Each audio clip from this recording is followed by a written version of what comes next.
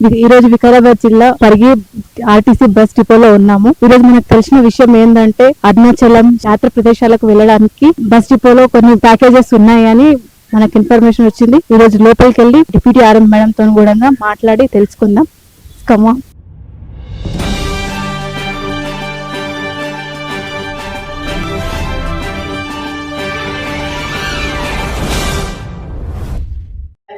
ఎంతమంది మెంబర్స్ రావచ్చు, దాని ద్వారా గవర్నమెంట్ కి ఎంత ఇన్కమ్?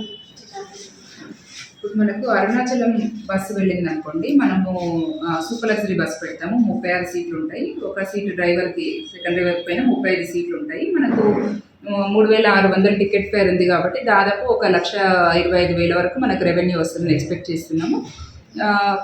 ప్రజలు ఎంతమంది ముందుకు వచ్చి బస్సులు అడిగితే మేము అన్ని బస్సులు అరేంజ్ చేస్తాము. ఎన్ని బస్సులు అయినా కూడా డిమాండ్ని బట్టి మేము టీజీఎస్ఆర్టీసీ నుంచి అరేంజ్ చేయడానికి మేము తప్పకుండా ప్రయత్నం చేస్తాము.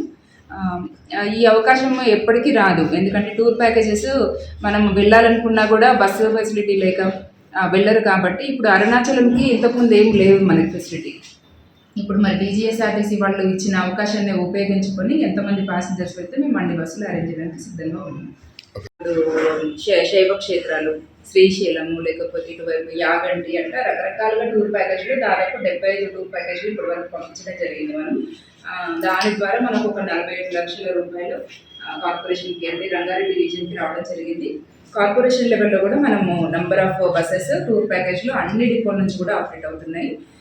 స్పెషల్గా ఇప్పుడు కార్తీక మాసం సందర్భంగా మనము అన్ని డిపోల నుంచి పంచారామాలకు పెడుతున్నాం బస్సులు, అట్లానే అరుణాచలం కూడా పంపిస్తున్నాము. కార్తీక పౌర్ణమి అరుణాచలంలో ప్రత్యేకంగా గిరి ప్రదక్షిణ చేస్తారు కాబట్టి మరి ప్రతి డిపో నుంచి ఒక అరుణాచలము, ఒక పంచారామాలు పెట్టాలని ప్లాన్ చేయడం జరిగింది. అట్లాగే మా డిఎంస్ కూడా మరి లోకల్గా మీ ద్వారా పబ్లిసిటీ చేసి మరి బస్సులు బుక్ చేయడం జరుగుతుంది.